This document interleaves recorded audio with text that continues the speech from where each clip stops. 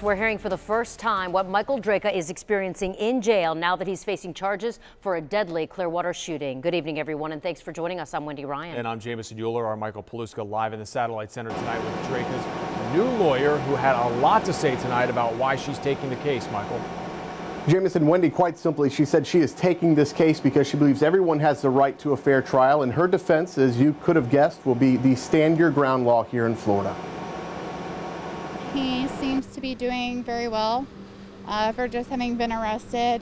The ink still fresh on this paper signed by Michael Drejka, retaining defense attorney Lysa Clifton after she says Drejka rejected several court-appointed attorneys earlier today. I just met with him and I've notified the healthcare facility that no other attorneys except for me and my co-counsel are to be authorized to go in there. Clifton says Drejka is not with the general population and that he has complained about being cold and he is worried about his wife. Clifton says she just showed up to the jail late this afternoon to visit Drejka, but ended up representing him, at this point pro bono. People are looking so one-sided. Clifton admits to having zero experience in a stand your ground case, but says her co-counsel does. Drejka admits to shooting Marquise McLaughlin on July 19th outside this Clearwater convenience store, he says, in self-defense.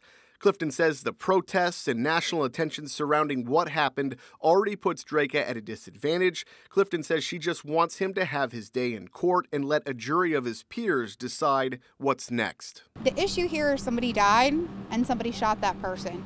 And there's a law in Florida that permits that, whether the law was overused or under, whether it needs to be changed, whether it doesn't. And Drejka is still in jail, held on a $100,000 bond. Clifton says her first order of business is to get in front of a judge and try to get that bond lowered. We're live in the Satellite News Center tonight. Michael Paluska, ABC Action News.